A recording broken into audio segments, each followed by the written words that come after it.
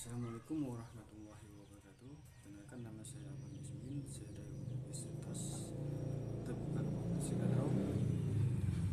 Di sini saya akan menjelaskan tentang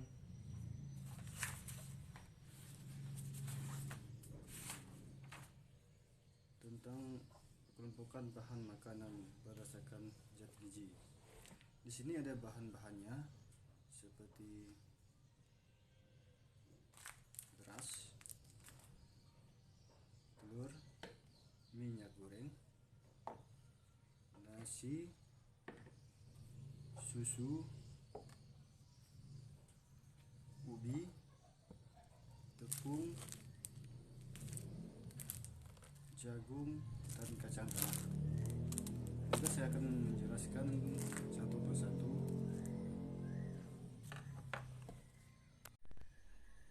Di sini kita lanjutkan. Di sini ada beras. Beras ini merupakan jenis bahan yang mengandung atosinin dalam atau alroen yang lebih tinggi dibandingkan beras putih. Dahulu beras hitam bisa dikonsumsi sebagai makanan sehat di daerah Cina. Sedangkan jagung adalah salah satu tanaman pangan yang penghasil karbohidrat yang terpenting di dunia selain gandum dan padi. Jagung dikonsumsi oleh sebagian masyarakat Indonesia sebagai makanan pokok sehari-hari. Tidak hanya nikmat, manfaat jagung juga bagai kesehatan juga melimpah melalui dari melancarkan pencernaan, efek radikal bahasa hingga menjaga kesehatan mata. Dan kacang tanah adalah tanaman anggota suku Legumiaceae yang dibudidayakan serta menjadi kacang-kacangan. Keduanya terpenting setelah kedelai di Indonesia, di mana tanaman ini yang berasal dari benua Amerika ini tumbuh secara perdu setinggi 30 hingga 50 cm dengan daun kecil tersusun menjembuk.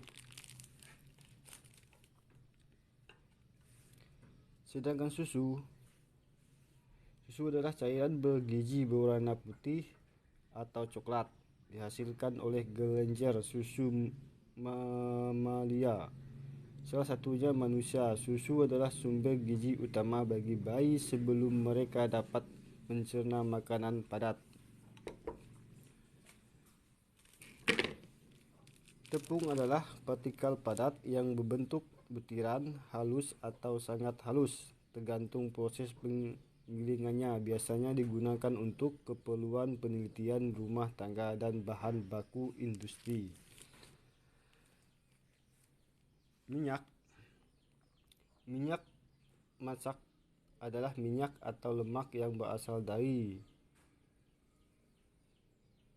pembunian bagian tubuh hewan atau dibuat secara sintetik yang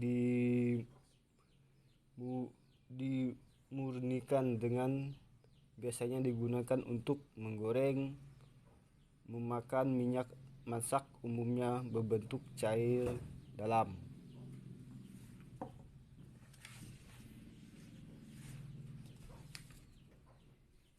Sedangkan telur merupakan salah satu bahan makanan hewani yang dikonsumsi selain daging, ikan, dan susu.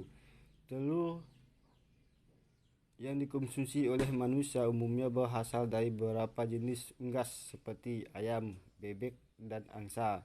Namun telur yang lebih kecil seperti telur ikan kadang juga digunakan sebagai campuran dalam hidangan.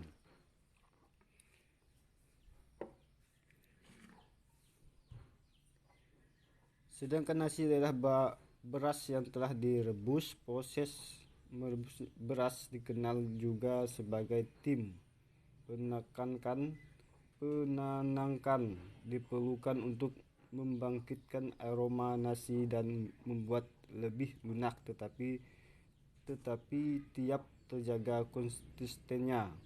Pembuatan nasi dengan air berlebih dalam proses perebusannya akan menghasilkan bubur. Ini manfaat makanan pokok manusia. Sedangkan singkong, ketela, pohon ubi Prancis, ubi jalar atau ubi sampan, ubi kayu atau kaspe adalah perdu tropis dan subtropis tahunan dari suku Epurohorbiaceae. Ubiannya dikenal luas sebagai makanan pokok penghasil karbohidrat dan daunnya sebagai sayur-sayuran.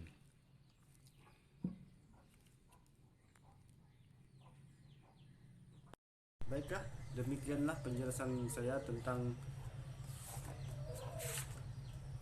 pengelompokan bahan makanan berdasarkan zat gizi. Terima kasih, semoga bermanfaat.